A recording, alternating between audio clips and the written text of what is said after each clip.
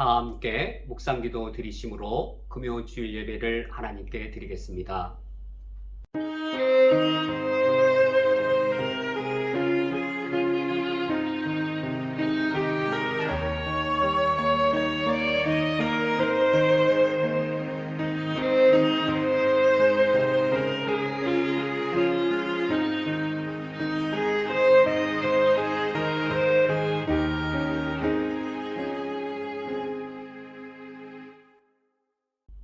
그들이 조반 먹은 후에 예수께서 시몬 베드로에게 이르시되 요한의 아들 시몬아 내가 이 사람들보다 나를 더 사랑하느냐 하시니 이르되 주님 그러하나이다. 내가 주님을 사랑하는 줄 주께서 아시나이다. 아멘. 선하시며 우리에게 사랑을 베풀어 주신 하나님 아버지, 지난 한 주간의 하나님의 은혜를 기억하여 저희들이 주님을 예배하기 위해 함께 모였습니다. 주님을 향하여 우리의 사랑을 고백드리며 하나님의 영광과 능력을 경배하기 원하오니 우리 중에 오시어 주님을 향한 우리의 예배를 받아 주시옵소서. 예수 그리스도의 이름으로 기도합니다. 아멘. 다 함께 찬송가 8장 거룩 거룩 거룩 찬양하겠습니다.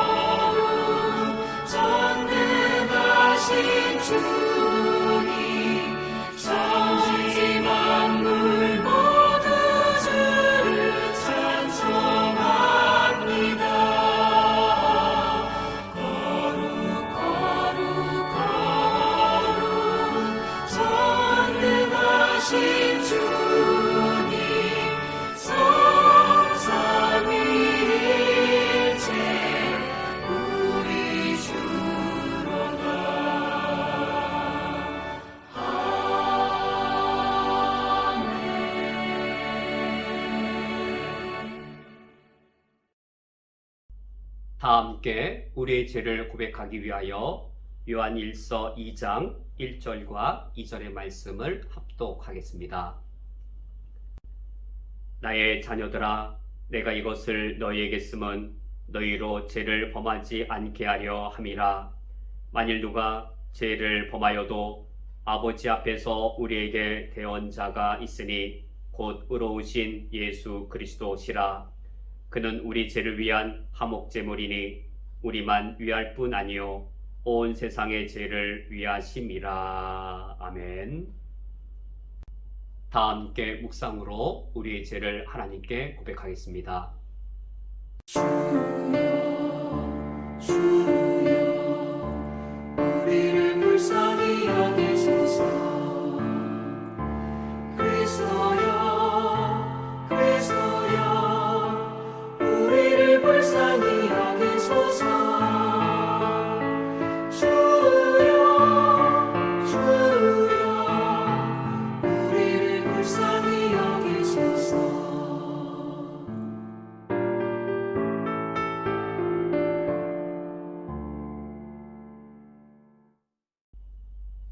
사랑과 자비가 풍성하신 하나님 아버지시여, 나는 진실로 죄인입니다.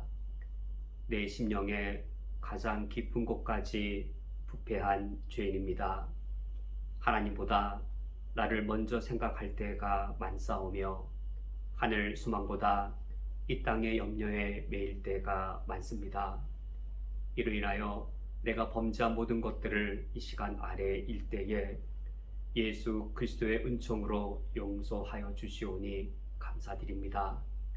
예수 그리스도께서 내 죄를 대신한 화목제물이 되어 주셨으며 내 죄악을 고백할 때에 나를 변호하시는 대언자가 되시어서 예수 그리스도의 은총으로 죄사함을 누리게 하시오니 주님께 감사를 드립니다. 이제 내가 예수 그리스도의 은총으로 의롭다 하심을 얻은 이후에 하나님 아버지 앞에 바라며 간구하는 것은 나의 더러워진 이 심령이 성령 하나님의 거룩하게 하신 역사로 말미암아 정결하게 회복되게 하여 주시옵소서. 나도 하나님께서 원하시는 것을 원하며 하나님께서 가장 원하시는 것이라면 내게도 가장 먼저 가장 크게 원하는 것이 되게 하여 주옵소서. 주님께서 싫어하시는 것이라면 나도 싫어할 뿐더러 주님께서 가장 싫어하는 것을 나도 가장 싫어하는 자가 되어질 수 있도록 내 심령을 새롭게 변화시켜 주시옵소서. 성령 하나님께서 나를 새롭게 재창조하심으로 그리하여 하나님을 닮아가는 하나님의 형상으로 만들어져 가게 해 주옵소서. 그리하여 이번 한 주간 살아갈 때에 새롭게 회복된 하나님의 형상답게 나도 하나님의 사랑을 이웃들에게 나타나며 이 세상의 불의에 항거하여 하나님의 공의를 행하며 살게 하여 주옵소서. 예수 그리스도의 이름으로 기도합니다. 아멘. 성시 교독하겠습니다. 교독문 18번 시편 31편을 교독하겠습니다. 여호와여, 내가 주께 피하오니 나를 영원히 부끄럽게 하지 마시고 주의 공의로 나를 건지소서. 내게 귀를 기울여 속히 건지시고 내게 견고한 바위와 구원하는 산성이 되소서. 주는 나의 반석과 산성이시니 그러므로 주의 이름을 생각하셔서 나를 인도하시고 지도하소서. 그들이 나를 위하여 비밀이 친 그물에서 빼내소서. 주는 나의 산성이시니이다. 내가 나의 영을 주의 손에 부탁하나이다. 진리의 하나님 여호와여, 나를 속량하셨나이다. 내가 허탄한 거짓을 숭상하는 자들을 미워하고 여호와를 의지하나이다. 내가 주의 인자하심을 기뻐하며 즐거워할 것은 주께서 나의 고난을 보시고 환난 중에 있는 내 영혼을 아셨으며 나를 원수의 수중에 가두지 아니하셨고 내 발을 넓은 곳에 세우셨음이니이다. 아멘. 다 함께 사도신경으로 우리의 신앙을 하나님께 고백하겠습니다. 전능하사 전지를 만드신 하나님 아버지를 내가 믿사오며 그 외아들 우리 주 예수 그리스도를 믿사오니 이는 성령으로 잉태하사 동정녀 마리아에게 나시고 본디오 빌라도에게 고난을 받으사 십자가에 못 박혀 죽으시고 장사한 지 사흘 만에 죽은 자 가운데에서 다시 살아나시며 하늘에 오르사 전능하신 하나님 우편에 앉아 계시다가 저리로서 산자와 죽은 자를 심판하러 오시리라. 성령을 믿사오며 거룩한 공회와 성도가 서로 교통하는 것과 죄를 사하여 주시는 것과 몸이 다시 사는 것과 영원히 사는 것을 믿사옵나이다. 아멘. 다 함께 찬송가 79장 주 하나님 지으신 모든 세계 찬양하겠습니다.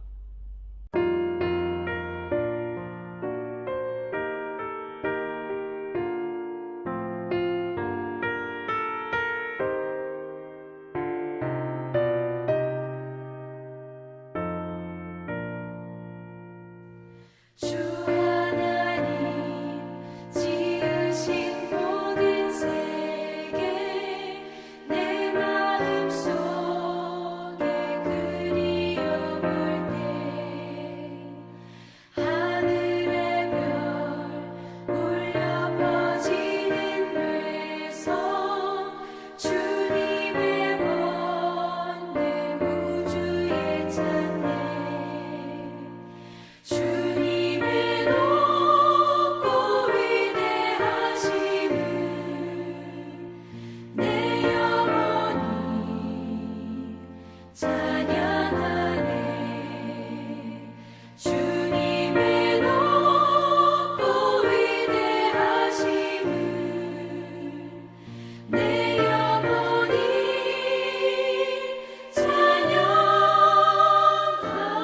찬양하네 숲속이나 험한 산 골짜기에서 지저귀는 저 새소리들과 고요하게 흐르는 시냇물은 주님의 솜씨 노래하도다.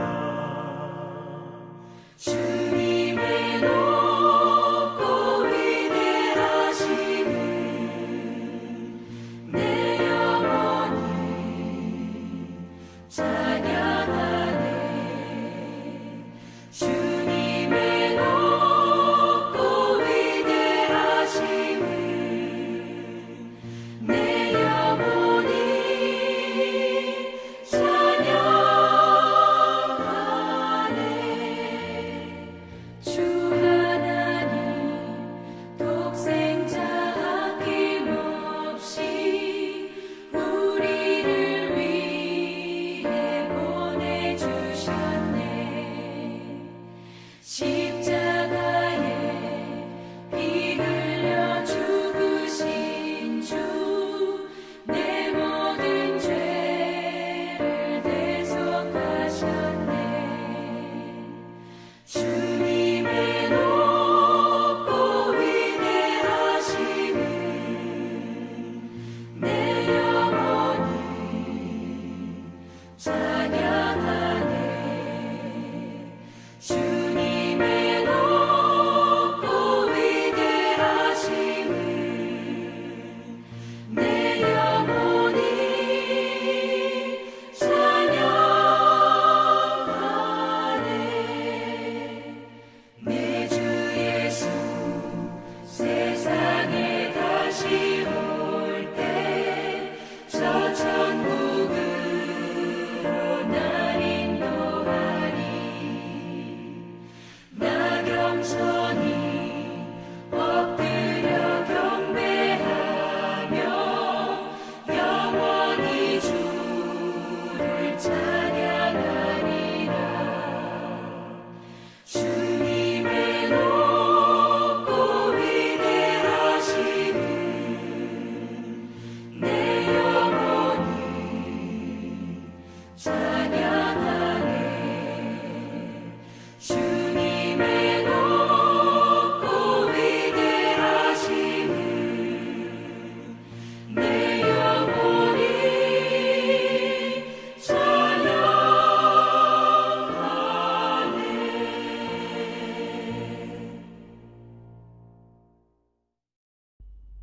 성경 봉독하겠습니다. 오늘 성경 말씀은 구약 성경 사무엘상 3장 19절부터 21절까지의 말씀입니다. 오늘 성경 말씀을 제가 봉독해 드리겠습니다. 사무엘이 자라매 여호와께서 그와 함께 계셔서 그의 말이 하나도 땅에 떨어지지 않게 하시니 단에서부터 브엘세바까지의 온 이스라엘이 사무엘은 여호와의 선지자로 세우심을 입은 줄을 알았더라. 여호와께서 실로에서 다시 나타나시되 여호와께서 실로에서 여호와의 말씀으로 사무엘에게 자기를 나타내시니라. 아멘. 다 함께 기도하고 말씀을 듣겠습니다. 하나님 아버지시여, 저희들이 하나님 아버지 앞에 무릎 꿇고 주님의 말씀을 듣기를 원합니다. 하나님의 말씀이 선포되어질 때에 성령께서 그 말씀을 우리 각자에게 또 우리 자신에게 가장 적합한 그 말씀으로 깨닫게 해 주시옵소서. 주의 말씀을 들을 때 성령의 깨닫게 하심에 의하여 나도 하나님의 마음으로 이 세상을 느낄 수 있게 해 주시며 하나님의 눈으로 우리 한국교회를 바라볼 수 있도록 인도하여 주옵소서. 예수 그리스도의 이름으로 기도합니다. 아멘. 오늘날 우리 한국교회 그리스도인들은 어떠한 영적 시대를 살아가고 있는가? 우리는 지금 하나님의 말씀의 회복이 매우 필요한 영적 시기를 살아가고 있습니다. 이미 오래전부터 우리 한국교회가 하나님의 말씀에서 심각하게 이탈해 있다라는 진단들이 있었습니다. 그러나 안타깝게도 그러한 경고는 잘 받아들여지지 않았습니다. 결국 이번 코로나 위기를 겪으면서 우리 한국교회의 영적인 허약함과 도덕적인 타락 수준이 고스란히 그대로 드러나게 되었습니다. 작년 2020년 6월에 우리 한국교회에서 가장 큰 교단들 중에 하나인 예장 통합에서 목회자들을 대상으로 하여 설문조사를 했습니다. 그때 코로나 이후 60%의 교회가 출석 교인이 줄게 되었고 헌금의 약 30%가 감소했습니다. 이 조사가 1년 전이기 때문에 1년이 더 지난 지금 한국교회의 상황은 훨씬 더 심각한 상태로 예측이 되었습니다. 불과 얼마 전까지만 하더라도 우리 한국교회는 이 전 국민의 4분의 1이 1000만 명이 넘는 숫자가 기독교인인 것을 자랑했었습니다. 그러나 최근에 이 존경받는 교회사를 연구하는 역사학자가 코로나 이후에 한국교회는 약 500만 명으로 급감할 것이라고 예측을 했습니다. 코로나 이후에 우리 한국교회의 영적인 그 위기상들이 고스란히 드러난 것이지요. 그런데 실제적인 위험은 이런 외형적인 감소에 있지 않습니다. 내면적으로 우리 한국교회의 영적인 허약함 그리고 도덕적인 타락, 이 두 가지가 지금 우리 한국교회가 직면하고 있는 실제적인 문제이고 더 심각한 위기입니다. 그런데 오늘날 우리 한국교회가 이와 같은 영적인 암흑의 시대, 영적으로 깊은 수렁과 같은 침체를 겪는다 할지라도 우리가 사무엘상 말씀을 볼 때에 소망을 가질 수 있게 됩니다. 왜냐하면 현재 우리 한국교회보다도 더 심각한 말씀의 빈곤으로 인한 종교가 타락했던 그 시대가 바로 사사시대 말기에 이스라엘 민족이었기 때문입니다. 오늘날 우리 한국교회보다도 더 타락하고 영적으로 더 깊은 수렁에 있던 이 이스라엘, 그러나 하나님께서는 그러한 이스라엘 민족을 변화시키셨고 이스라엘 민족의 신앙을 다시금 회복시키셨습니다. 따라서 우리는 어떤 프로그램이나 어떤 방법에 한국교회의 소망이 있는 것이 아니라 사무엘서에 등장하시고 사무엘서에서 역사를 주관하시는 우리 하나님이 우리 한국교회의 갱신과 부흥의 참된 소망이라는 사실을 우리가 말씀을 통하여 우리가 확신하고 확인하게 됩니다. 하나님께서는 그러면 어떻게 이 타락한 이스라엘의 신앙을 회복시키셨는가? 이 물음이 중요한 것이죠. 사무엘상 3장, 우리가 오늘 살펴보고자 하는 이 사무엘상 3장 말씀을 보면 하나님께서 타락한 이스라엘의 신앙을 회복시키신 방법은 바로 말씀의 회복이었습니다. 말씀이 부재하고 말씀이 왜곡되어 종교가 타락하게 된 깊은 영적 침체, 이러한 이스라엘의 신앙을 회복시키시는 하나님의 방법 따라서 말씀의 회복이었습니다. 이처럼 영적으로 타락한 이스라엘을 말씀을 회복하여서 그들의 신앙과 종교를 회복시키신 하나님의 방법, 이런 방법은 단지 사무엘 시대에만 유효하거나 타당한 방법이 아니었습니다. 오히려 우리 인간의 신앙이 타락할 때마다 하나님께서는 말씀을 회복하셔서 우리 인간의 타락한 신앙을 회복시켜 주셨습니다. 바로 그 대표적인 한 예가 종교개혁 시대였습니다. 중세교회가 영적으로 타락하고 또한 도덕적으로 타락하였을 그 당시에 하나님께서는 루터와 켈빈을 종교개혁자로 세우셔서 먼저 그들로 하여금 말씀을 회복시키셨고 그 회복된 말씀에 근거하여 기독교 신앙을 회복하도록 하셨습니다. 그러므로 이러한 보편적인 원리, 오늘날 우리 한국교회가 영적으로 침체되고 도덕적으로 타락한 이러한 깊은 영적인 수렁, 영적 침체, 여기에서 회복될 그 길도 바로 말씀의 회복에 있습니다. 그리하여 우리가 오늘 두 가지의 사실을 살펴보고자 합니다. 하나님께서 말씀의 회복을 통하여 이스라엘의 신앙을 회복시키셨다면 첫 번째로 말씀의 회복이란 어떤 사실을 가리키는가? 우리가 사무엘상 3장을 통하여 말씀의 회복이 무슨 사실을 가리키는지 명확하게 알 수 있습니다. 두 번째는 하나님께서 어떠한 방식으로 하나님의 말씀을 회복시키시는가? 이 두 번째 물음도 우리가 사무엘상 3장 말씀을 통하여 확인해 볼 수 있습니다. 우리가 오늘 사무엘상 3장 말씀을 통하여 하나님께서 어떻게 하나님의 말씀을 회복시키시는지 그 방법을 살펴보면서 그러므로 말씀의 회복, 우리 속에 어떠한 말씀의 회복이 일어나야 되는지를 살펴보도록 하겠습니다.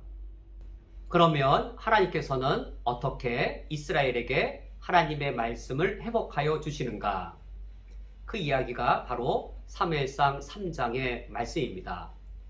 사무엘상 3장은 5개의 장면으로 이루어져 있는데 첫 번째 장면이 사무엘상 3장 1절에서 3절의 말씀입니다.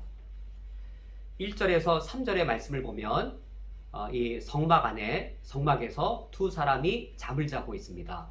한 사람은 제사장 엘리이고 또 한 사람은 사무엘입니다. 이 두 사람이 성막에서 잠자는 모습을 나란히 비교해 주므로 이 이야기가 사무엘상 3장의 배경이 되어집니다. 사무엘상 3장 1절 말씀을 보시면 아이 사무엘이 엘리 앞에서 여호와를 섬길 때에는 여호와의 말씀이 희귀하여 이상이 흔히 보이지 않았더라. 왜 이 시대에는 여호와의 말씀이 이처럼 희귀하게 된 것일까요? 2절 말씀이 이어지는 엘리가 잠자는 모습, 잠자고 있는 엘리의 그 모습이 그 이유를 설명해 주고 있습니다.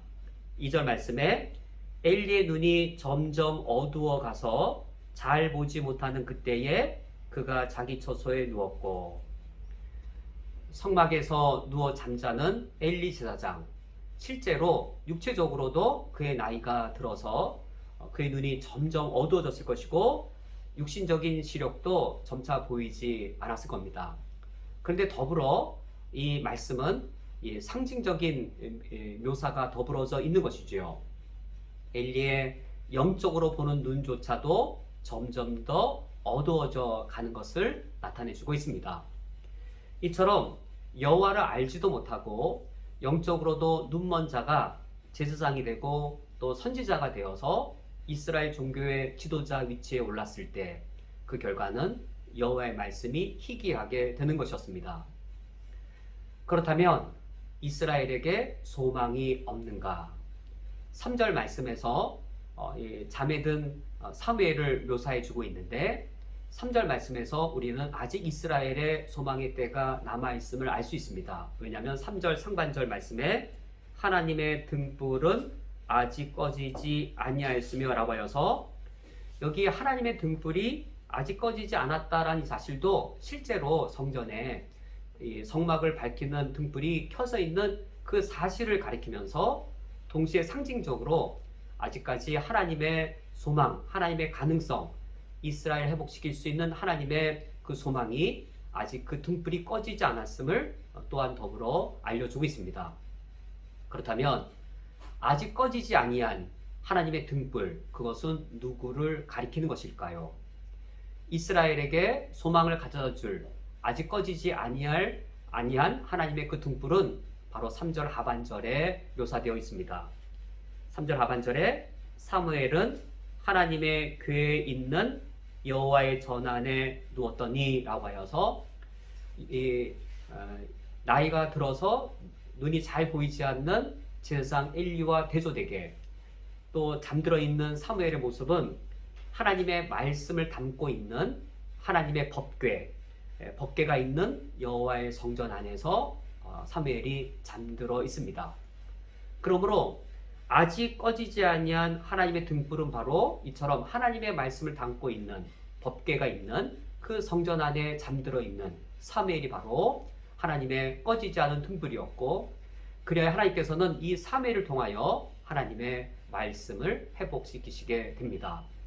이제 4절 이하에서는 이 엘리와 그리고 사무엘 사이에 계속된 대조가 있습니다. 하나님께서는 엘리와 사무엘을 계속하여 대조시키심으로써 하나님께서 어떻게 하나님의 말씀을 이스라엘에게 회복시켜 주시는지, 하나님의 말씀을 회복시키시는 방법을 가르쳐 주시고, 더불어 하나님의 말씀의 회복이 구체적으로 어떤 사실을 나타내는지를 또한 알려주십니다. 두 번째 장면은 하나님께서 사무엘을 선지자로 부르시는 장면입니다. 그러면 선지자란 어떠한 직분인가? 선지자란 하나님께로부터 받은 메시지를 백성들에게 전달하는 메신저였습니다. 선지자의 가장 핵심은 미래에 대한 예언을 하는 예언자가 아니라 하나님께로부터 말씀을 받아, 즉 메시지를 받아 그 메시지를 백성들에게 전달하는 메신저였습니다. 그렇다면 하나님께서는 제사장 엘리 그리고 제사장 겸수생인 사무엘, 이 두 사람 중에서 누구를 백성들에게 하나님의 메시지를 전달하는 메신저로, 곧 선지자로 부르시는가? 지금 제사장 엘리와 제사장 겸수생 사무엘이 지금 성막에서 잠자고 있습니다. 둘 중에 누구를 선지자로 부르시는가? 바로 이것이 사무엘상 3장 4절과 9절에 사무엘상 3장의 두 번째 장면입니다. 이 두 번째 장면을 보면 하나님께서는 세 번이나 엘리가 아니라 사무엘을 부르십니다. 이때 사무엘은 하나님이 자기를 부르시는 그 사실조차도 모르고 있을 그 상태입니다. 사무엘은 하나님이 자신을 부른지도 모르는데도 불구하고 하나님께서는 이러한 사무엘을 반복하여 세 번이나 부르십니다. 사무엘상 3장 4절에 여호와께서 사무엘을 부르시는지라, 첫 번째로 부르시는 장면입니다. 6절에 하나님이 또다시 부르시죠. 여호와께서 다시 사무엘을 부르시는지라. 그러나 여전히 사무엘은 하나님이 자신을 부르시는 줄을 모르고 있습니다. 8절 말씀에 여호와께서 세 번째 사무엘을 부르시는지라.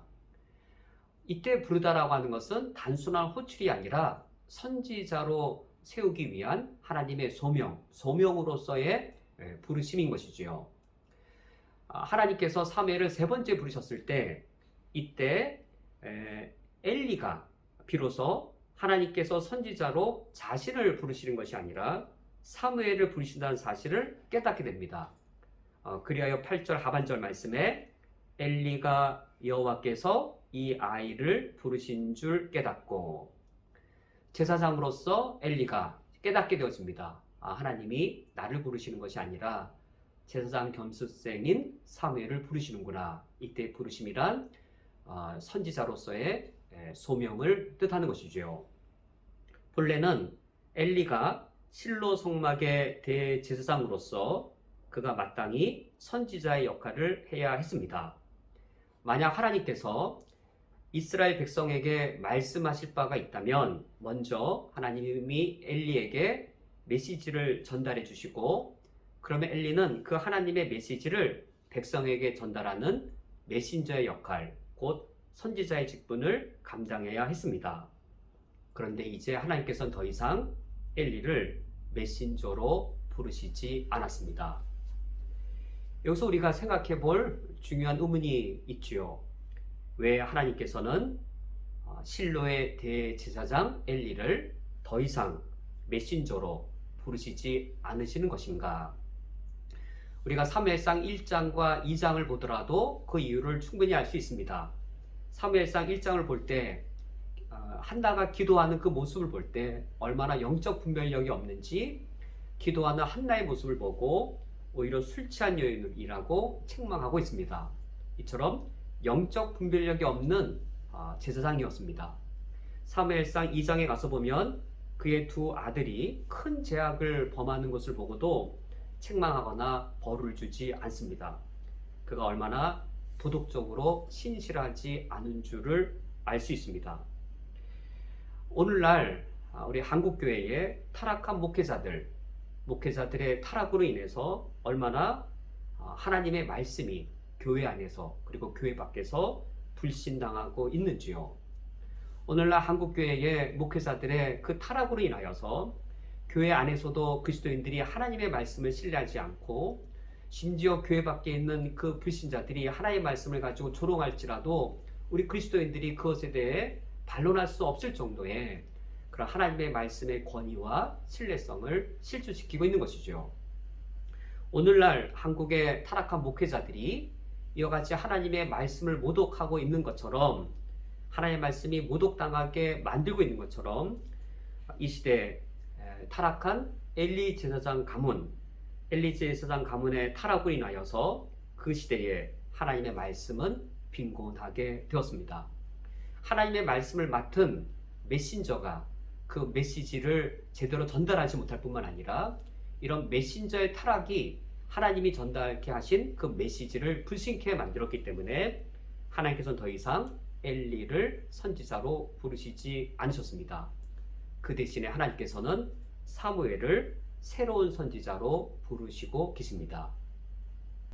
사무엘상 3장에서 세 번째 장면은 제사장 견습생 사무엘이 대제사장 엘리에게서 영적으로 완전하게 독립하게 되는 장면입니다.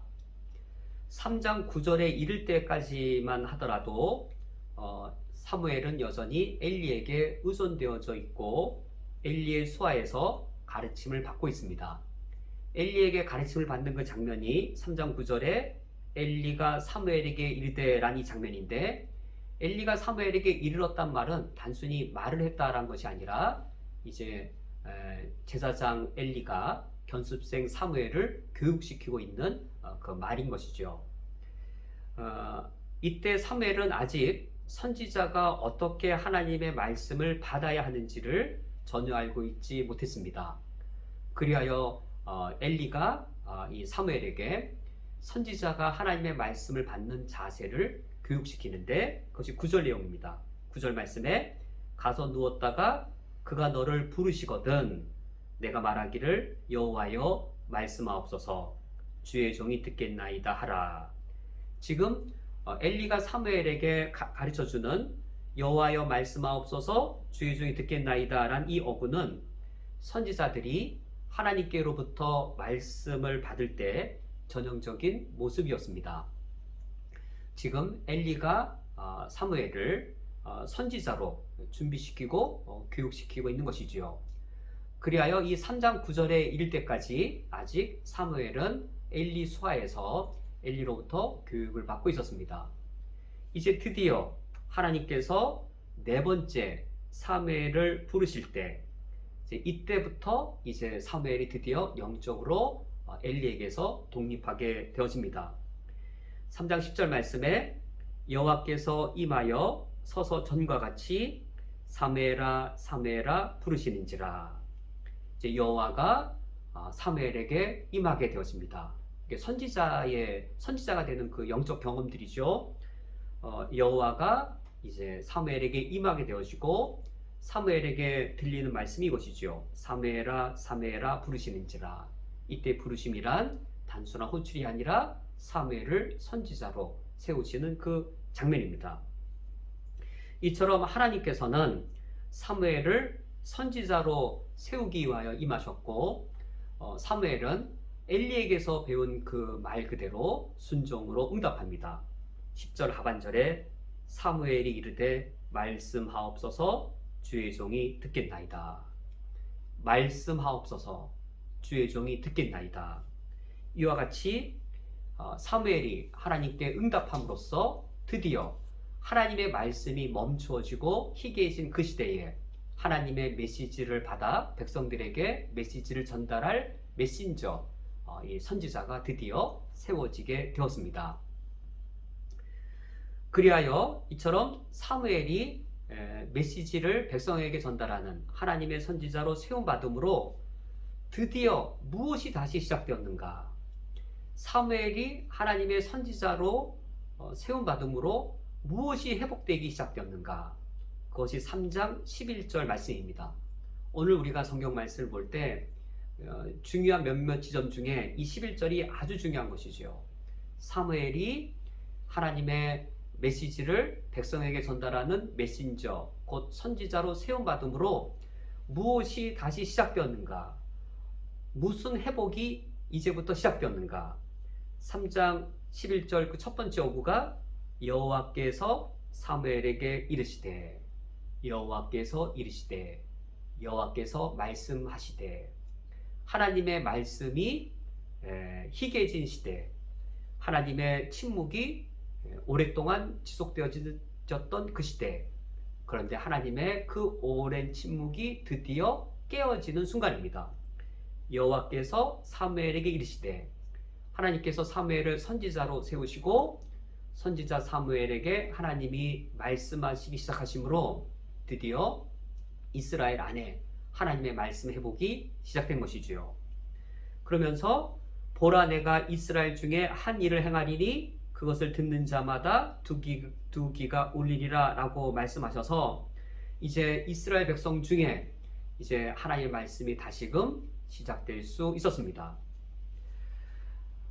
여기서 우리가 아주 중요한 사실을 한 가지 물을 것이 있습니다. 하나님의 오랜 침묵이 드디어 깨어졌습니다. 이제 이스라엘 백성 중에 하나님의 말씀이 들리기 시작합니다. 사무엘은 선지자로 세움을 받았고 선지자로서 하나님의 메시지를 처음으로 받게 되었습니다. 그렇다면 선지자로서 사무엘이 가장 처음 최초로 받은 하나님의 메시지는 무엇인지요? 사무엘이 이제 선지자가 되었고 선지자로서 최초로 하나님의 메시지를 받게 된 것입니다. 어떤 메시지를 받게 된 것인가요? 그것은 바로 타락한 제사장 엘리 가문에 대한 하나님의 심판, 그 메시지였습니다. 12절 말씀에 내가 엘리의 집에 대하여 말한 것을 처음부터 끝까지 그날에 그에게 다 이루리라. 사무엘이 선지자가 되어서 하나님께 받은 첫 번째 메시지는 위로와 희망의 메시지가 아니었습니다. 13절 말씀에 내가 그의 집을 영원토록 심판하겠다고 그에게 말한 것은 그가 아는 죄악 때문이니 라고 하여서 타락한 제사장 가문의 그 죄악 때문에 내가 그 이스라엘의 최고 영적 지도자의 가문을 영원토록 심판하겠다라고 하는 심판의 메시지였습니다. 14절 말씀에 그러므로 내가 엘리의 집에 대하여 맹세하기를 엘리의 집의 죄악은 제물로나 예물로나 영원히 속죄함을 받지 못하겠노라. 평민들의 죄악보다 당연히 제사장의 죄악이 훨씬 더 하나님의 심판이 중하고 평제사장보다 대제사장 가문의 죄악에 대한 하나님의 심판은 더 무거울 수밖에 없습니다. 엘리 제사장 가문이 범한 그 추악하고 그 더러운 죄악에 대하여 하나님께서는 영원히 속죄받지 못할 죄악으로 하나님께서 심판하시겠다고 사무엘에게 메시지를 주셨습니다. 왜 하나님께서는 엘리 제사장 가문에 대하여 이와 같이 사무엘을 선지자로 세우면서 첫 번째 메시지로 준 것일까요? 사무엘을 선지자로 세우심으로 지금 하나님의 말씀이 다시 들리기 시작하였고, 그리하여 하나님의 말씀이 이스라엘 백성 중에 회복되기 시작하였는데, 하나님의 말씀을 회복시키기 위한 첫 번째 메시지가 왜 타락한 제사장 가문에 이러한 영원한 심판의 메시지였겠는지요? 그것은 하나님의 말씀을 회복하기 위하여 타락한 제사장 가문의 심판은 반드시 필요한 일이었기 때문입니다. 지금 왜 이스라엘에 하나님의 말씀이 희귀하게 된 것일까요? 왜 이스라엘 백성들이 더 이상 하나님의 말씀을 무서워하지 않게 된 것일까요? 왜 이스라엘의 수많은 사람들이 하나님의 말씀에 대하여 불신하게 된 것인지요? 이 모든 책임이 하나님의 메시지를 받은 메신저의 역할을 해야 할, 선지자 역할을 감당해야 할 이 제사장 가문의 타락 때문이었습니다. 그들의 탐욕과 제약 때문에 하나님의 말씀이 더럽혀졌고, 그로 인하여 이스라엘에게 그 시대에 하나님의 말씀이 희귀해졌기 때문에 하나님의 말씀의 회복을 위하여 하나님께서는 먼저 타락한 제사장 가문을 이처럼 심판하기로 하셨습니다. 그렇다면 오늘날 우리 한국교회는 어떠하겠는지요? 오늘날 대중의 주목을 끄는 타락한 정치꾼 목사들, 또 타락한 대형교회의 여러 목사들, 그들의 죄악으로 인하여서 하나님의 말씀이 교회 안에서 불신당할 뿐만 아니라 교회 밖에서 불신자들에게 조롱당하고 있습니다. 오늘날처럼 하나님의 말씀의 권위가 이처럼 훼손된 시기가 더 있을 수 있겠는지요? 정치적인 야망 때문에 신성 모독을 서슴지 않는 A 목사, 탐욕 때문에 총회법을 어기고 부자 세습을 강행한 B 목사, 성추문을 일으키고 사회적 물의를 일으켜서 교회의 도덕성을 세상 밖에 실추시킨 C 목사, D 목사, E 목사 등등, 이러한 이 사람들의 대중적 이목을 끌고 또 대형교회 목사 자리에 앉아서 많은 사람들의 이 주목을 끄는 이런 타락한 이 목사들, 이들로 인하여서 오늘날 하나님의 말씀의 권위가 실추되고 하나님의 말씀의 신실함이 더럽혀졌기 때문에 오늘날 한국교회의 하나님의 말씀을 회복하기 위하여서는 이와 같이 타락한 오늘날 한국교회의 지도자들을 향한, 타락한 지도자들을 향한 하나님의 준엄한 심판이 먼저 필요합니다. 사무엘상 4장의 네 번째 장면은 사무엘이 선지자로서 첫 사역을 시작하는 장면입니다. 사무엘은 선지자로서 하나님께로부터 받은 메시지를 가감없이 그대로 신실하게 전달하는 메신저가 되어야 했습니다. 그러나 사무엘이 이와 같은 메신저의 역할을 하는 것은 결코 유쾌한 일이 아니었습니다. 15절 말씀을 볼 때 오히려 그것은 두려운 일이었습니다. 왜 선지자의 메신저의 역할을 하는 것이 두려운 일이었겠는지요? 그것은 사무엘이 선지자로서 받은 첫 메시지가 과연 어떤 메시지였는가, 그리고 그 메시지를 누구에게 전하여야 했는가, 그 사실을 살펴보면 우리가 쉽게 알 수 있습니다. 그가 받은 메시지는 심판의 메시지였고 그 메시지를 전달해야 될 대상은 바로 제사장 엘리였기 때문입니다. 15절 말씀에 사무엘이 아침까지 누웠다가, 여기 아침까지 누웠다라는 이 사실은 사무엘이 늦잠을 잤다라는 의미가 아니라 아침에 해가 떠오를 때까지 사무엘이 전혀 잠들지 못하고 밤을 지새운 것을 가리키지요. 그만큼 근심과 두려움이 사무엘의 마음에 가득했습니다. 여호와의 집의 문이 열렸으나 그 이상을, 여기서 그 이상이란 심판의 메시지이지요, 엘리에게 알게 하기를 두려워하더니, 사무엘이 선지자가 된 후 그가 가장 먼저 하나님의 메시지를 전달해야 될 대상, 그가 선지자로서 이 사역을 해야 될 첫 번째 대상이 바로 제사장 엘리였습니다. 그러나 이 엘리에게 하나님의 심판의 메시지를 알게 하는 일은 사무엘에게 두려운 일이었습니다. 이러한 일은 오늘날에도 마찬가지입니다. 목사들 중에 모두가 축복과 평안의 메시지를 전하고 싶어 하지 어느 누가 죄악과 심판의 메시지를 전하고 싶어 하겠는지요. 만약 그러한 상황이 될 때마다 목사라면 누구나 다 그것이 매우 두려운 일이 되어집니다. 오늘과 같은 설교를 한 날 이후가 되면 얼마 뒤면 꼭 내게 들려오는 말이 있습니다. 윤 목사는 꼭 자기만 의인인 것처럼 대형교회 목사 비판한다. 윤 목사님, 그런 말하면 싫어하는 교인들이 있으니 하지 말아주세요. 이런 말들이 꼭 한국에서든 쿠웨이트에서든 항상 들려옵니다. 그러나 누구든지 하나님의 말씀을 전하는 자리에 서서 하나님의 심판의 메시지를 전해본 적이 있는 사람이라면 누구나 다 느끼게 되는 사실이 있습니다. 내 자신도 바로 그 엄격한 심판을 받을 것이기 때문에 이러한 메시지를 선포하는 것이 내 자신 스스로에게 얼마나 두려운 일인지를 알게 되실 겁니다. 사무엘에게도 선지자로서 이러한 첫 사역은 매우 두려운 일이었습니다. 엘리 대제사장의 가문에 영원한 심판을 전달하는 것이었기 때문입니다. 그러나 이스라엘에게 하나님의 말씀의 회복을 위하여 이와 같이 타락한 제사장 가문의 심판의 메시지가 먼저 선포되어야 했습니다.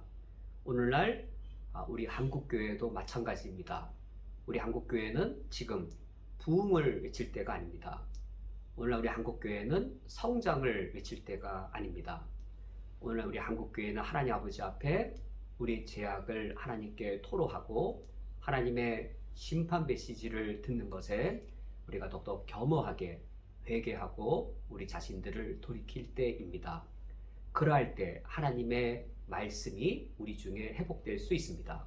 심판 없이 우리의 회개 없이 하나님의 말씀이 우리 한국교회에 회복될 수 없습니다. 이제 16절과 17절의 말씀을 보면 엘리 제사장이 사무엘을 불러다가 숨김없이 말하여 줄 것을 요청합니다. 우리는 특히 이 엘리 제사장의 말 중에 17절에 청하노니라고 엘리가 사무엘에게 요청하는 어구가 있는데 우리는 이것에 크게 주목할 필요가 있습니다. 청하노니, 그러니까 엘리가 사무엘에게 요청하고 있습니다. 무엇을 요청하고 있는가? 17절 말씀에 이르되 내게 무엇을 말씀하셨느냐? 청하노니 내게 숨기지 말라. 사무엘아, 하나님이 너에게 어제 메시지를 전하여 주었는데 그 메시지를 내게 전달해 주는 메신저 역할을 해달라. 메신저가 되어달라. 하나님의 메시지를 내게 전달해 주는 나에게 선지자 역할을 해달라라고 엘리가 사무엘에게 요청하고 있습니다. 지금 사무엘에게 선지자 역할을 해달라고, 나를 위한 선지자 역할을 해달라고 요청하는 엘리, 불과 어제 저녁만 하더라도 어떠한 관계였는지요. 불과 어제 저녁까지만 하더라도 사무엘은 엘리에게서 교육을 받았습니다. 그때 사무엘은 이 선지자가 하나님의 말씀을 받는 법을 알지 못하여서 엘리로부터 교육을 받고 있었습니다. 그런데 이제는 엘리와 사무엘의 관계가 완전히 역전이 되었습니다. 엘리에게서 교육을 받던 사무엘, 이제는 사무엘이 하나님의 말씀으로 엘리를 가르치고 있습니다. 엘리가 어제 저녁만 하더라도 사무엘에게 선지자가 되는 자세, 선지자의 태도를 가르쳤는데 이제는 하룻밤 사이에 이제는 엘리가 사무엘에게 나에게 선지자 역할을 해달라고 요청함으로써 이제는 사무엘이 가르침을 받던 위치에서 가르치는 위치로 역전이 되었고 이로써 사무엘이 하나님께서 친히 세우신 참 선지자란 사실이 더욱더 확실하게 드러나게 되었습니다. 또한 우리가 18절의 말씀을 읽어볼 때에 사무엘은 하나님께 받은 그 메시지를 가감없이 받은 그대로 전달하는 신실한 메신저였음을 우리가 알 수 있습니다.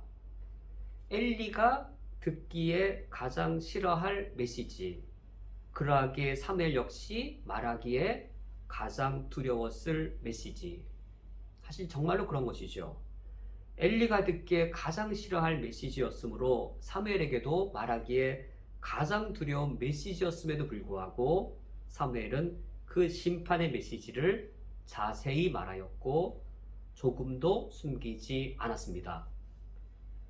사무엘상 3장 18절 말씀에 사무엘이 그것을 그에게 자세히 말하고 조금도 숨기지 아니하니, 바로 이러한 사무엘의 선지자 역할에 의하여, 바로 이러한 사무엘이 메신저 역할을 하는 것을 통하여 무엇이 드디어 회복되었겠는지요.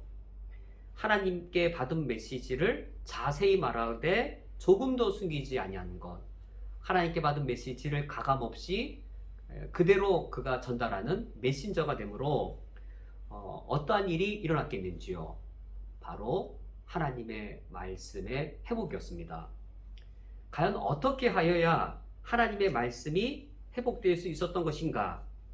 하나님께서 선지자로 세운 자 사무엘이 하나님께서 그에게 전하도록 주신 그 메시지, 그것을 자세히 엘리에게 말하고 엘리에게 조금도 숨김없이 말함으로써 하나님의 말씀이 회복될 수 있었습니다. 그러므로 우리는 말씀의 회복의 참된 의미가 무엇인지를 이 지점에서 우리가 깊이 묵상하고 생각해 볼 필요가 있겠습니다. 우리는 말씀의 회복을 이를테면 성경 통독하기, 성경 쓰기, 성경 암송하기, 이런 성경 프로그램을 강조하는 것.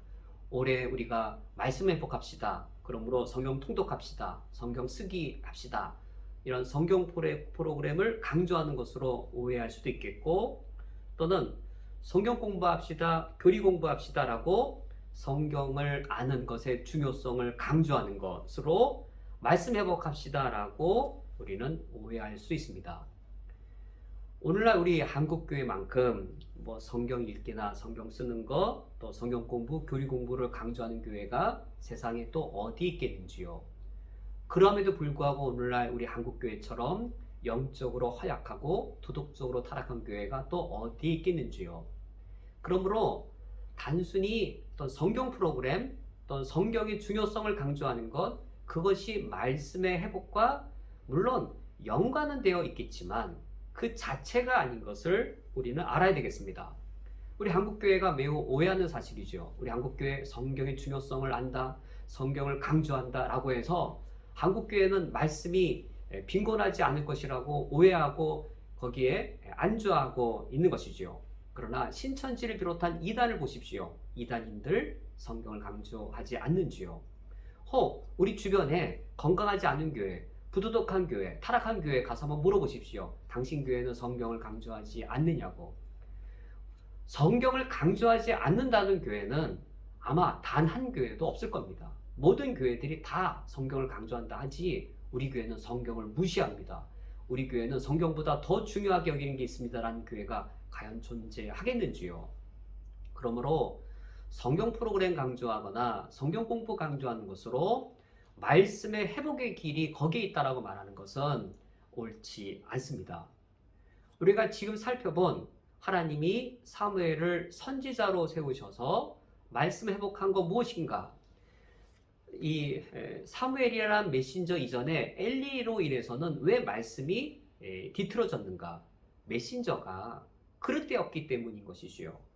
하나님께서 충성되고 신실한 메신저 사무엘을 세우실 때에 사무엘을 통한 하나님의 말씀의 회복은 바로 이것이었습니다.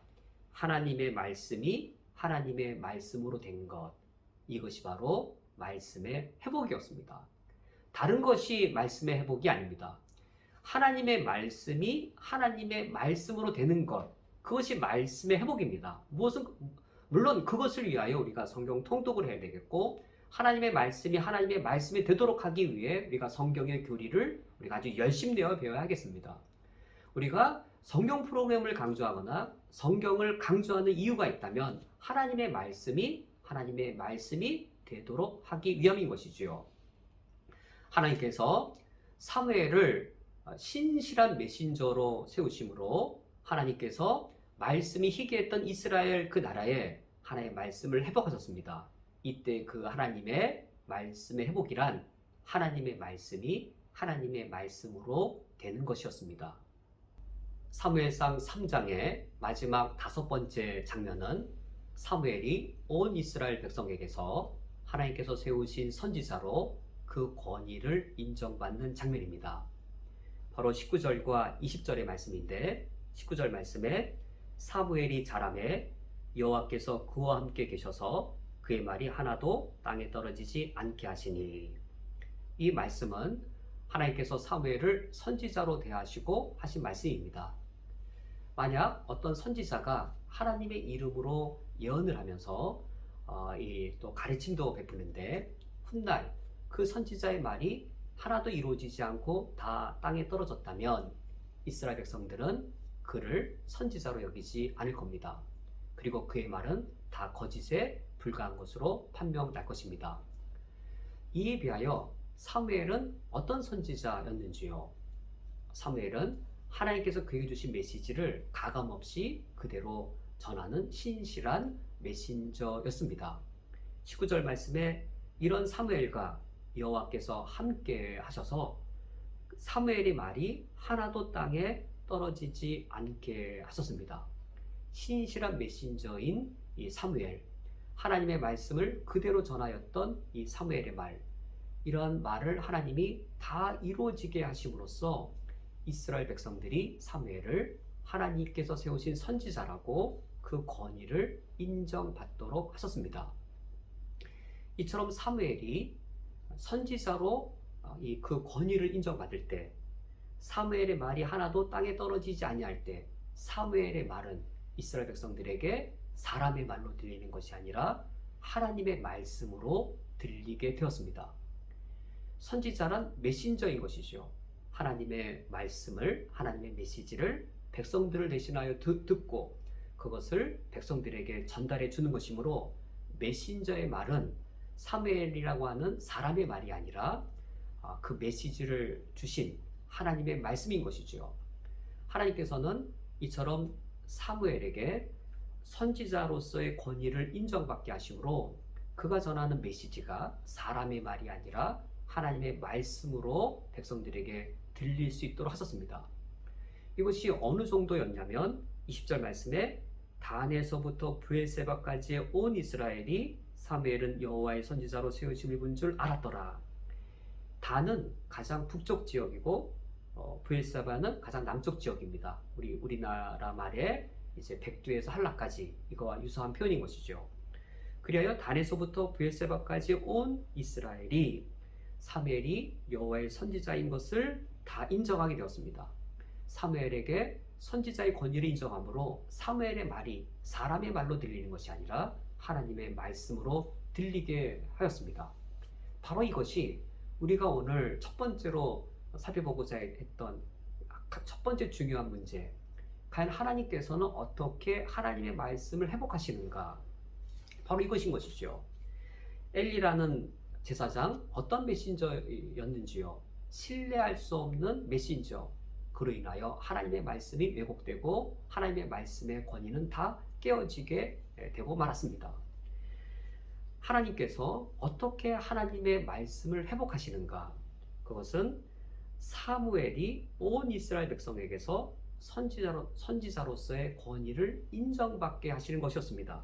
왜냐하면 메신저의 회복 없이는 그 메신저가 전하는 그 메시지, 말씀의 권위의 회복도 가능하지 않기 때문입니다.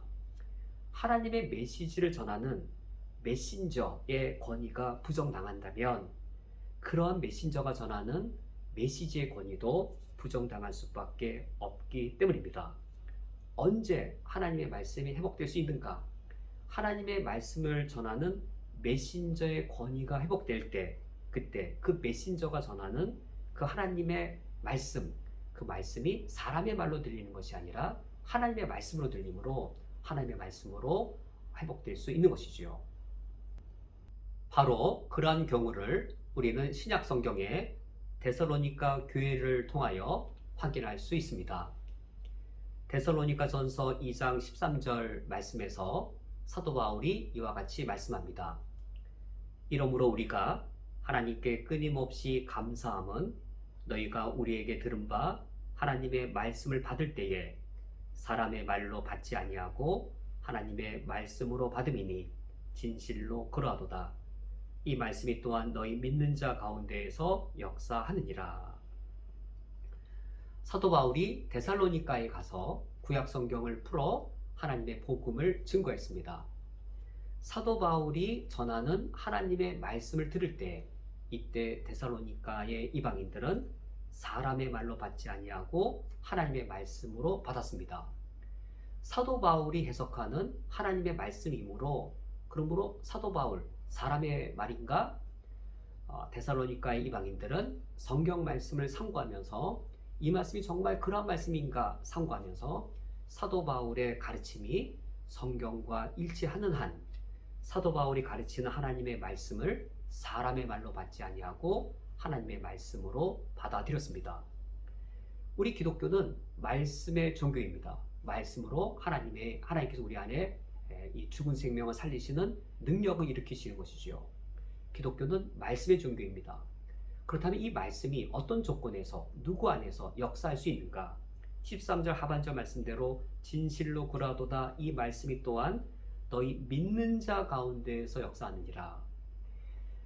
사도 바울이 전한 말씀이 성경과 일치될 때 사람의 말이 아니라 하나님의 말씀으로 받아들인 그 믿는 자 안에서 하나님의 말씀이 역사할 수 있었습니다. 이 사실을 놓고 볼 때 우리에게 두 가지가 필요합니다. 첫 번째는 사도 바울과 같은 메신저입니다. 사무엘과 같은 메신저, 사도 바울과 같은 메신저, 이러한 메신저들이 우리 한국교회에 회복되어야 하겠습니다. 왜냐하면 그러할 때 그가 전달한 메시지가 하나님의 권위를 인정받는 하나님의 말씀으로 여겨질 수 있기 때문입니다. 뿐만 아니라 더불어 동시에 필요한 것이 있습니다.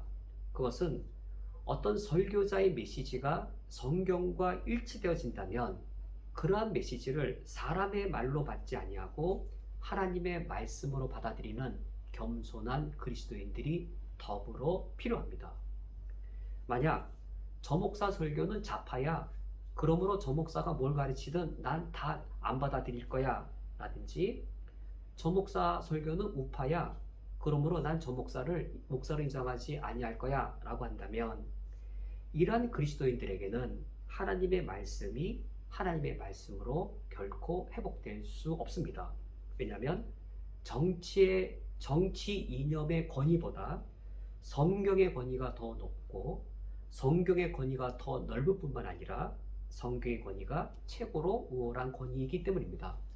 성경의 권위 아래 좌파도 우파도 공존하는 것이지 내가 좌파인데 저 목사는 우파야, 그러면 저 목사가 성경 해석하는 거 다 부정해야 돼 라든지 반대로 나는 좌파야, 우파가 해석하는 건 다 거부해야 돼 라든지 하는 것은 하나님의 말씀의 권위를 나의 정치 성향 밑에 두는 것이어서 그런 그리스도인들 때문에 하나님의 말씀의 권위가 오늘날처럼 훼손되고 있는 것이지요. 이와 유사하게 저 목사의 설교 내용과 스타일은 내 맘에 영 안 들어, 난 태도를 취하는 것, 저 설교가 성경에 가르친 거 얼마나 정확한지는 내게 별로 중요하지 않아, 그냥 내 마음을 불편하게 할 뿐이야, 내 마음을 불편하게 하는 저런 설교를 한다면 난 저런 목사를 인정하지 않을 거야, 이런 교회를 난 다니지 않을 거야 라는 태도를 취하는 그리스도인들에게는 하나님의 말씀이 하나님의 말씀으로 회복될 수 없습니다.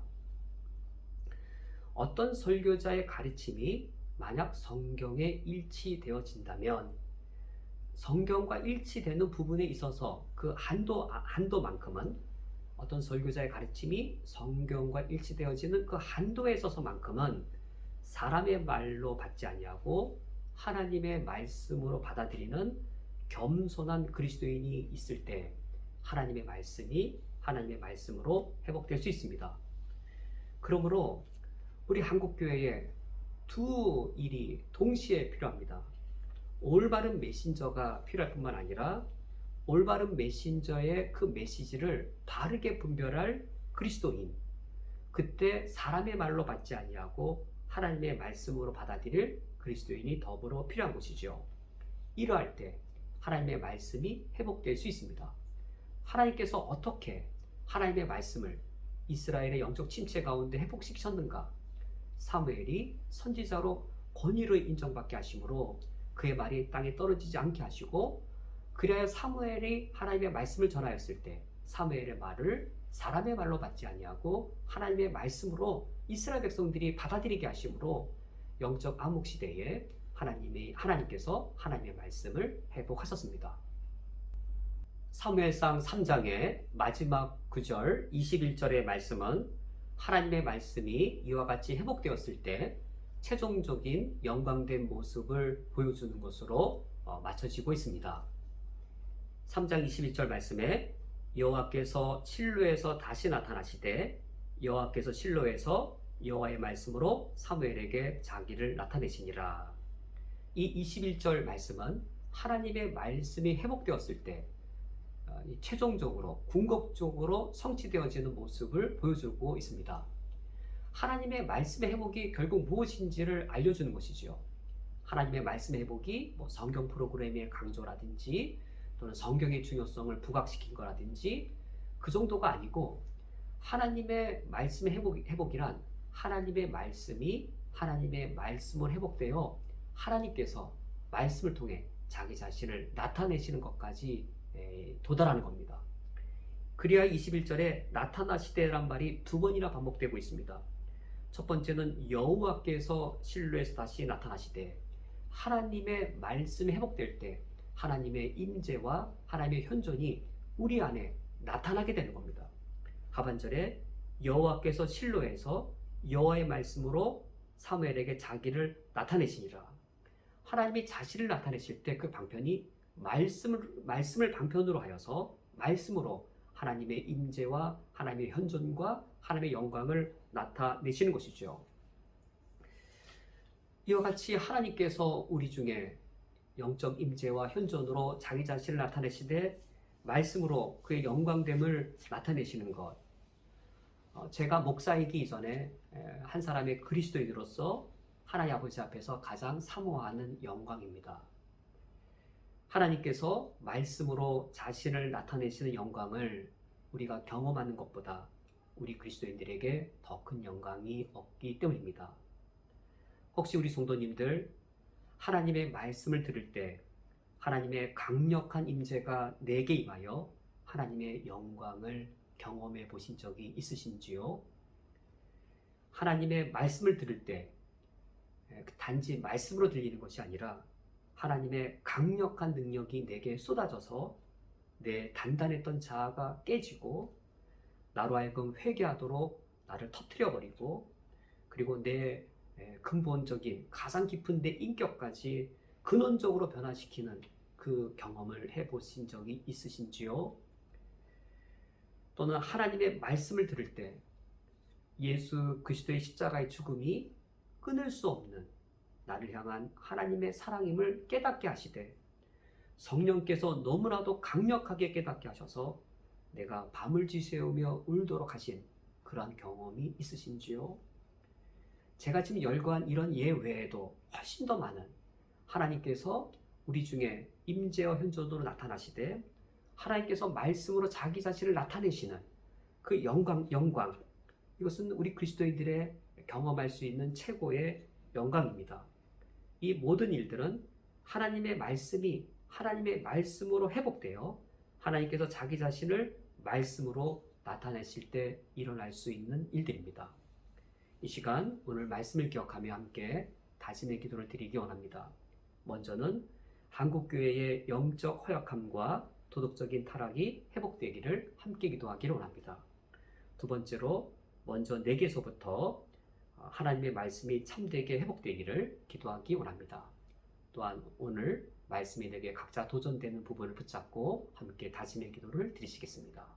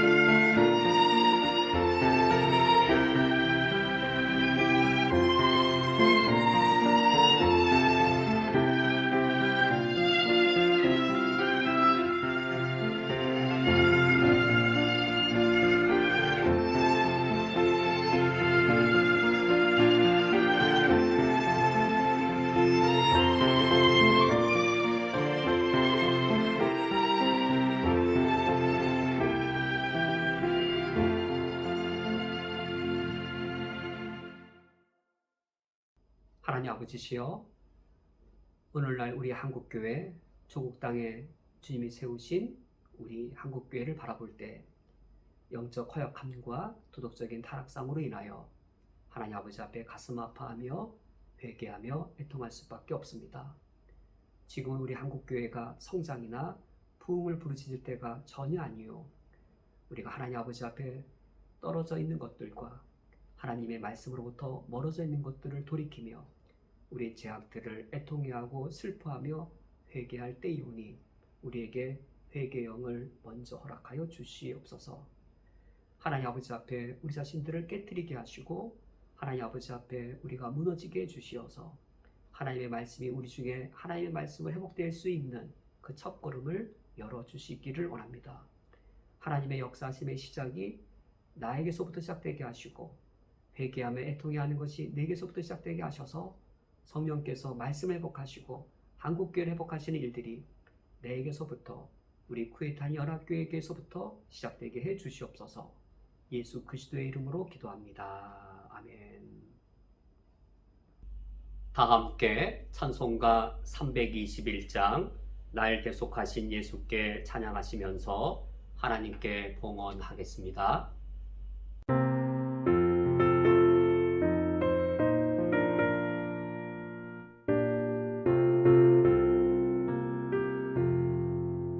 날 계속하신 예수께 내 생명 모두 드리니 늘 진실하게 하소서. 내 구주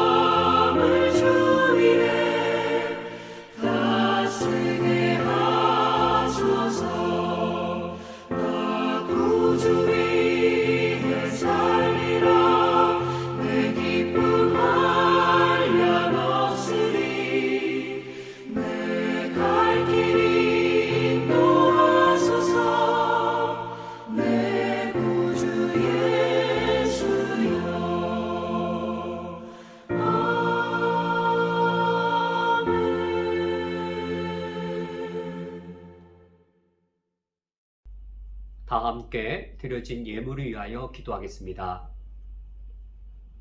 날 계속하신 예수께 내 생명을 모두 드리며 이 예물을 드려오니 받아 주시옵소서. 주 십자가에 달리사 날 자유하게 했으니 내 몸과 마음을 주 위에 다 쓰겠네. 이와 같이 찬양하며 주님께 헌신을 다짐하며 이 예물을 드리오니 받아 주시옵소서. 주님께 이 예물을 드린 이후에 새로운 삶을 살 것을 다짐합니다. 내가 나를 기쁘게 하기 위한 삶을 사는 것이 아니요 이제는 하나님의 영광과 주님의 기쁨을 위하여 살겠습니다. 공경 중에 있는 이웃을 돌아보며 살겠습니다. 이 세상의 불의와 맞서며 살 것을 다짐합니다.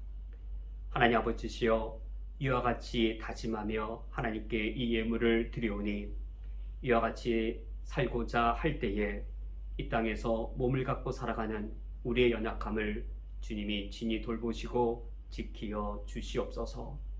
우리가 때로는 코로나 바이러스에 감염되어 우리의 몸이 큰 고통을 겪으며 때로는 경제적인 시련이 우리에게 닥쳐서 우리의 미래가 막막하오며 때로는 악한 자의 거짓 소문으로 인하여 우리 영이 상할 때가 있습니다. 이때마다 선하신 주님의 인자하심으로 저희들을 돌보시고 지키어 주시옵소서. 지금 병상에 누워있는 우리 모든 교우들을 치유해 주옵소서. 현재 경제적 큰 어려움을 겪고 있는 우리의 모든 형제들의 필요를 채워주시며 우리 형제들의 몸과 마음을 안전하게 건강하게 지키어 주시옵소서.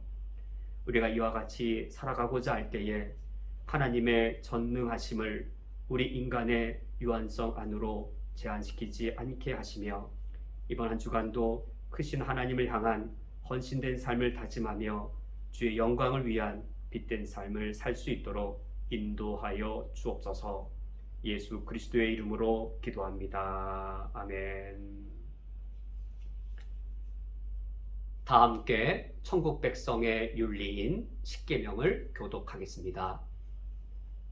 하나님이 이 모든 말씀으로 말씀하여 이르시되 나는 너를 애굽 땅 종되었던 집에서 인도하여 낸 내 하나님 여호와니라.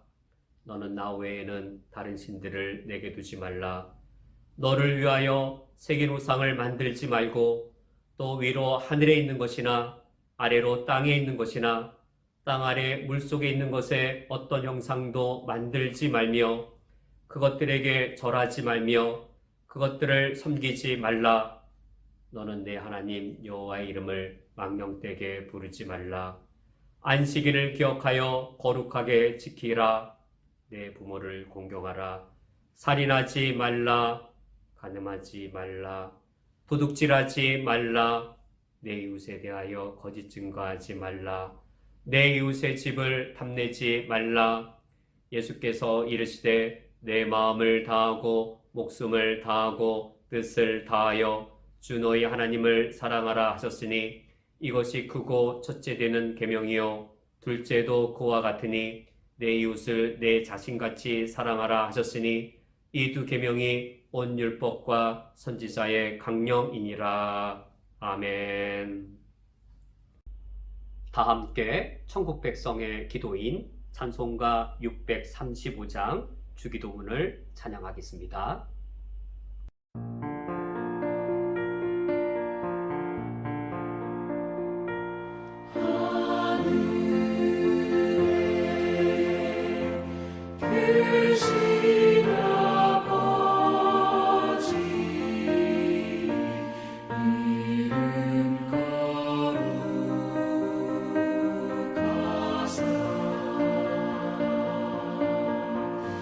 주님 나라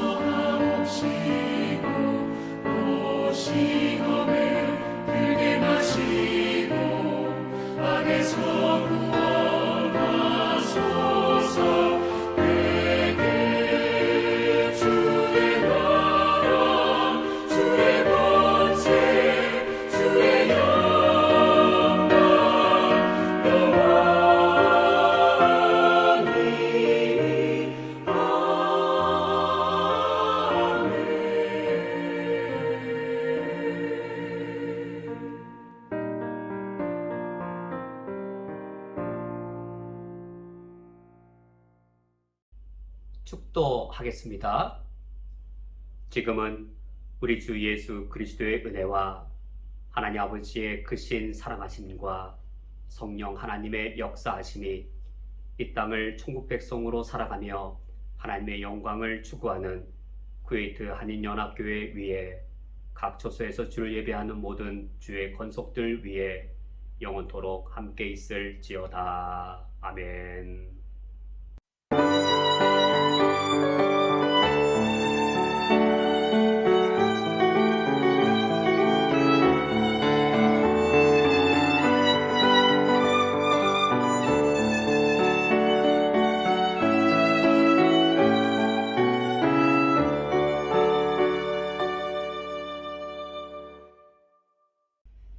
교회 소식을 전해드리겠습니다. 예배 안내입니다. 모든 공예배는 인터넷으로 진행됩니다. 금요 주일 예배 오전 9시, 일요 저녁 예배 저녁 7시, 새벽 기도 오전 6시입니다. 주일학교 어린이부의 예배 영상이 밴드와 카톡을 통하여 배포됩니다. 이번 주간 중보기도 먼저 쿠웨이트를 위하여 기도를 부탁드립니다. 쿠웨이트의 모든 거주자들이 코로나 백신 접종을 신속하게 마칠 수 있도록 우리 그리스도인들이 마스크, 거리두기 등의 방역 원칙을 모범적으로 준수하도록 코로나 양성 판정을 받은 분들이 모두 어려움을 잘 이겨내며 건강을 신속하게 회복할 수 있도록 우리 교회의 교우들을 위하여 기도를 부탁드립니다.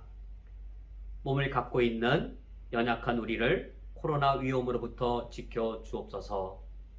환난의 시기에 더욱 자기 중심적인 사고에 빠지지 않도록 지켜 주옵소서. 하나님의 선한 능력으로 경제적, 상황적 역경에서 우리를 구해 주옵소서. 선교지를 위하여 기도를 부탁드립니다. 의료 여건이 열악한 선교지에서 선교사님들의 생명과 안전을 지켜 주옵소서. 재정적 어려움으로 자녀를 학교에 못 보내는 선교사님의 가정들을 지켜 주옵소서. 한국에서 코로나 후유증을 치료받는 선교사님들을 속히 회복시켜 주옵소서. 정기재직회 오늘 오후 2시에 화상회의로 정기재직회가 있습니다. 헌금을 드리기 원하시는 성도님께서는 오프라인 헌금이나 온라인 헌금 중에서 가장 편리한 방식으로 자유롭게 드리시면 되겠습니다.